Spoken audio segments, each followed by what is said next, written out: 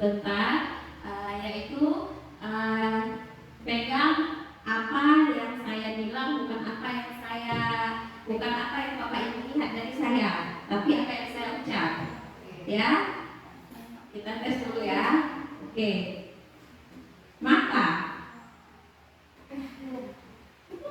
telinga,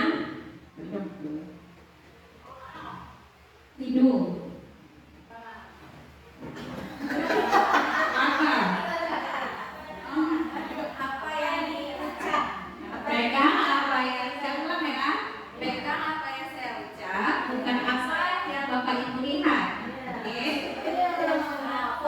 fokus ya. Mata, mulut, hidung. Oke, udah. Masih ada yang masih fokus ya. Oke, kita lanjut. Kebutuhan dasar manusia. Kita manusia pasti punya kebutuhan dasar. Apa kebutuhan dasar manusia? Adalah segala sesuatu yang kita lakukan untuk mendapatkan apa yang kita inginkan. Kita ingin sesuatu. Seluruh tindakan yang kita lakukan memiliki tujuan tertentu, dan semua usaha terbaik yang kita lakukan adalah dalam rangka agar kebutuhan dasar kita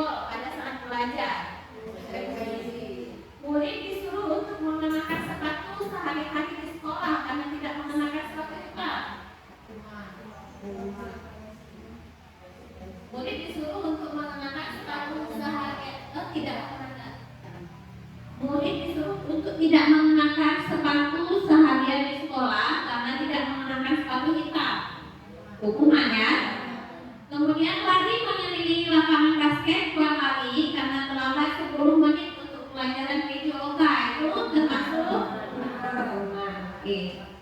Nah, ini jawabannya tadi. Yang udah Bapak Ibu jawab. Hukuman, konsekuensi. Oke. Oke, sebelum kita membahas kasus, kami minta refleksi dulu dari Bapak Ibu tentang kemanfaatan tadi. Siapa yang ingin menyampaikan refleksi tadi? Bagaimana perasaan kita setelah mengetahui tentang budaya positif tadi? Coba siapa? Ataukah?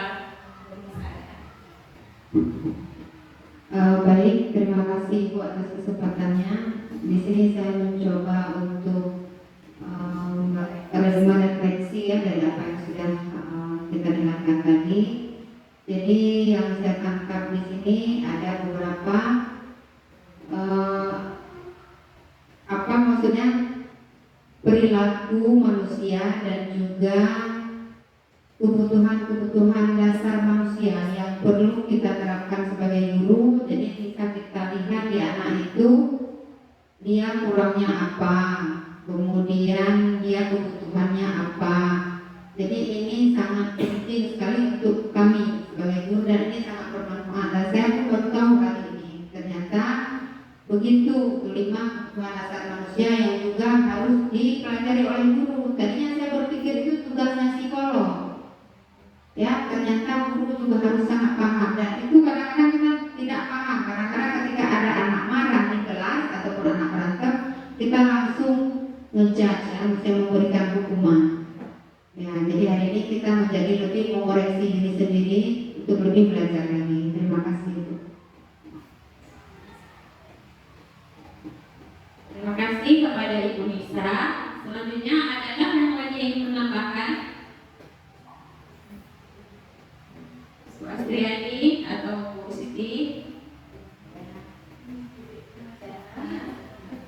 Ngantuk?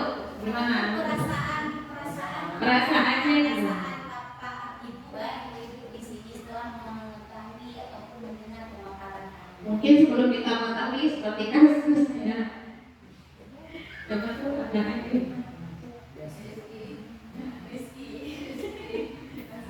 Terima kasih. Jadi dari beberapa paparan yang telah disampaikan tadi sangat bermanfaat bagi kita semua, terutama saya pribadi sudah memperoleh ilmu baru dari calon CDP kita, sudah berbagi pengetahuan baru yang dulunya saya hanya memahami di sini tentang menerapkan posisi kontrol kita sebagai guru itu. Kalau biasanya dalam kehidupan sehari-hari saya hanya sebagai penghukum ya. Jadi yang saya tahu itu kita guru hanya sebagai penghukum jika ada siswa yang berbuat salah. Nah, jadi dengan tadi sudah dibagikan ilmu baru, ada beberapa kontrol guru itu bukan hanya sebagai penghukum, tapi juga sebagai pembuat merasa bersalah, walaupun dalam aplikasi sehari-hari kita laksanakan tapi tidak tahu apa namanya, ya. Kemudian ada juga sebagai teman dan sebagainya. Jadi mungkin itu saja yang dapat saya sampaikan. Ya, terima kasih. Assalamualaikum. Terima kasih kepada Ibu Astriani yang telah menyampaikan refleksinya. Oke, sekarang kita coba diskusi sedikit tentang kasus ya. Nah, ini ada kasus Julia terkapar motor saat diganggu Fauzil sedang membuat tugas. Situasi di kantor, Julia minta izin masuk dan silakan. Julia, Assalamualaikum.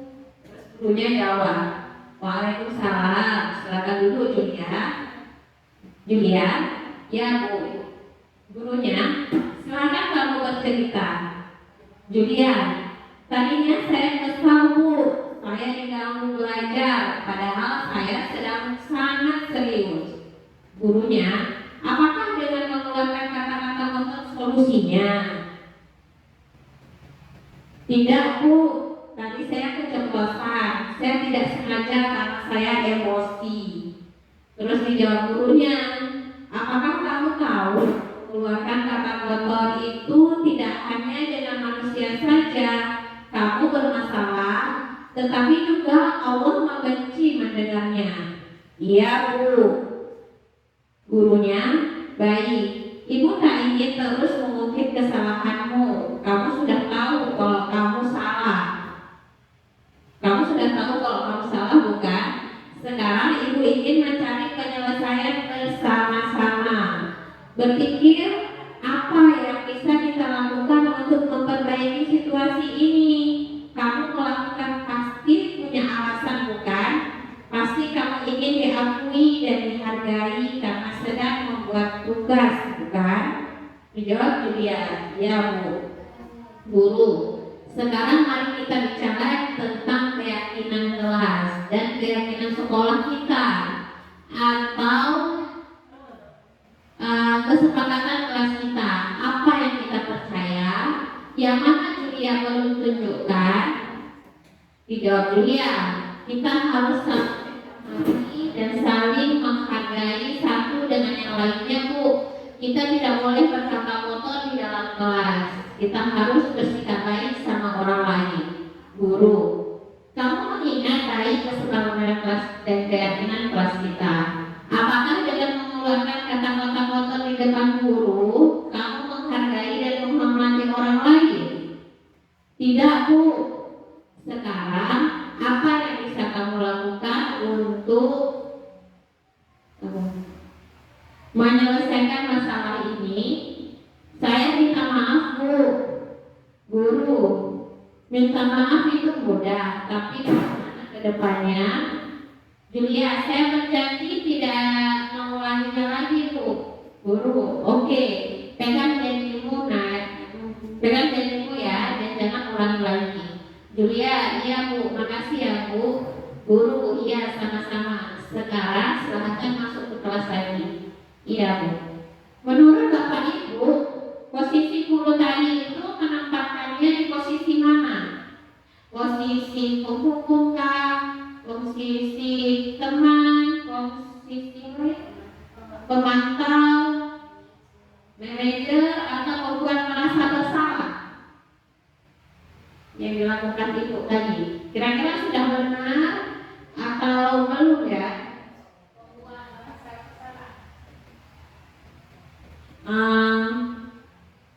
Coba kasus tadi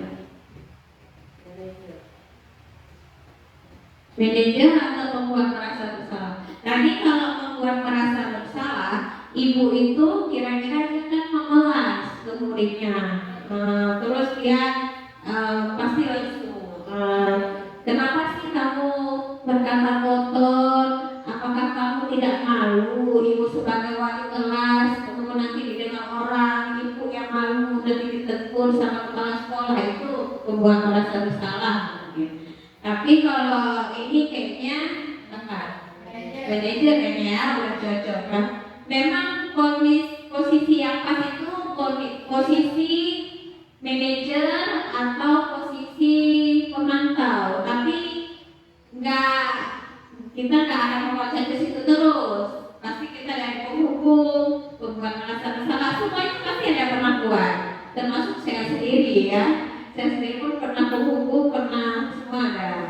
Manajer masih berkurang, mungkin mesti harus ditingkatkan. Di kasus itu kan dia menerapkan, kalau manajer berarti dia kan menerapkan segitiga restitusi kan.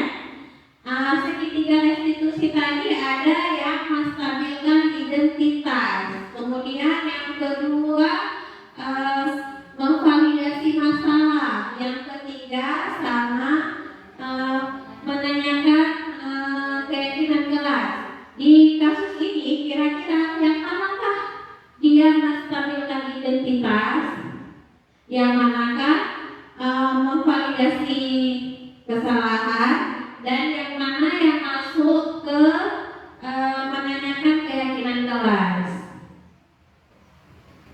Adakah yang bisa ini?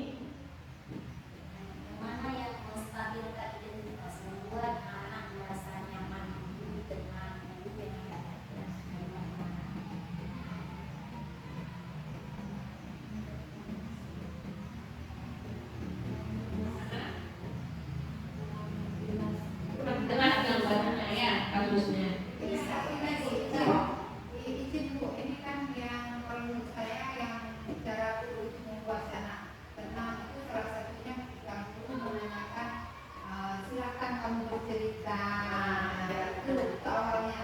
Silakan dulu, silakan bercerita. Ya, jadi silakan bercerita. Ketika dia bercerita itu kan emosi dan luapan yang dia rasakan itu kan sudah dikeluarkan. Nah, dengan sendirinya itu akan menstabilkan kondisi dia.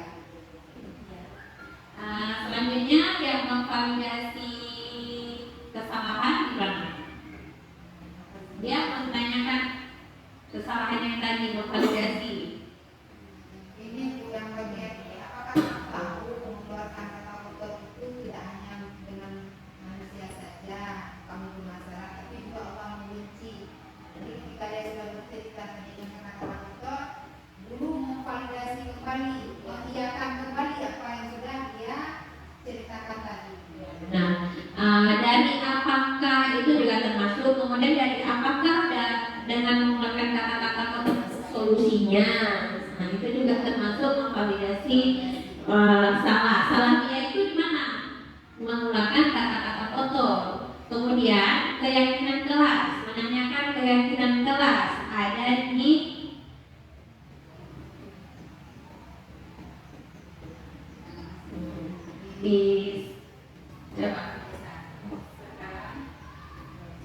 Iya Bu, kalau di keyakinan kelas di sini guru mengucapkan ataupun berkata kepada siswa, sekarang mari kita bicara tentang keyakinan kelas dan keyakinan sekolah kita ataupun kesepakatan kelas kita. Apa yang kita percaya? Yang mana Julia belum tunjukkan? Nah, itu merupakan. Terima kasih kepada Ibu Nisa. Jadi sebelum kita ketika kita menjadi wali kelas atau ketika menjadi guru juga boleh mata pelajaran. Ketika kita masuk ke kelas, ada baiknya kita buat keyakinan kelas dulu bersama murid kita. Bagaimana kesepakatan bersama antara kita dan murid, bukan dari kita. Jadi kalau muridnya buat salah, dia yang inikan sendiri, berarti dia ada keyakinan kelas ya dia inikan, bukan dari kita gurunya. Boleh ketika mata pelajaran, boleh juga ketika wali kelas, atau keyakinan di sekolah kita bersama yang disepakati bersama. Misalnya tidak boleh kita telat jam sekian itu keyakinan sekolah. Mungkin ada yang ingin ditambahkan oleh Pak Tar dan Kurang Adilah. Menggunakan tenaganya sendiri berusaha mencapai puncaknya, sehingga dia hampir mencapainya, walaupun sudah hampir mencapai tapi masih ada kendala ya, karena puncaknya itu terlalu curam, kemudian dia terjatuh kembali. Saat sudah mencapai puncaknya juga masih ada kendala ya. Begitu juga dengan dalam kehidupan kita, walaupun kita ingin meraih sesuatu yang kita lihat di depan mata, seakan-akan itu akan mudah kita dapatkan, walaupun dengan ada bantuan apa saja, kiri kanan ada bantuan, tapi tetap ada permasalahannya. Jadi demikian.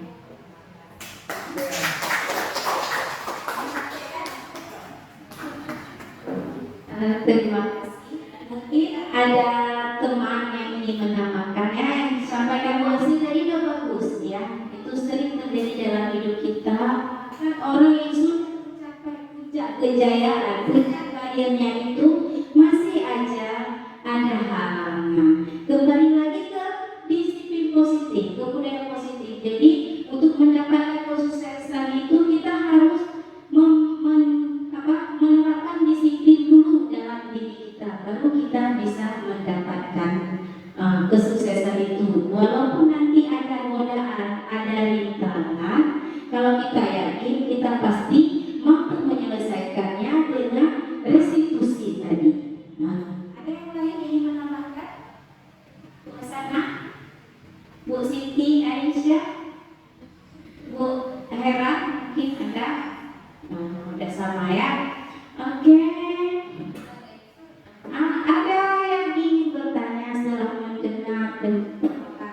kami tadi mungkin ada terbesit pertanyaan untuk kami atau kita jawab bersama nanti. Ada? Boleh, siapa saja boleh.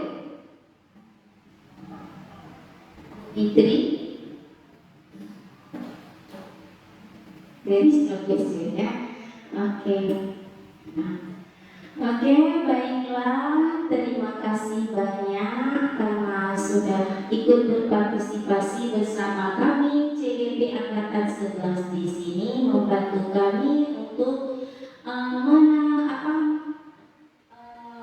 mendengar pemaparan mengenai pengalaman, mengenai konsep-konsep inti budaya positif. Terima kasih sekali lagi, namun sebelum kita tutup, mari kita sama-sama mengucapkan hamdalah ya. Semua berjalan lancar, terima kasih banyak. Demikianlah, wabillahi taufiq wal hidayah. Wassalamualaikum warahmatullahi wabarakatuh.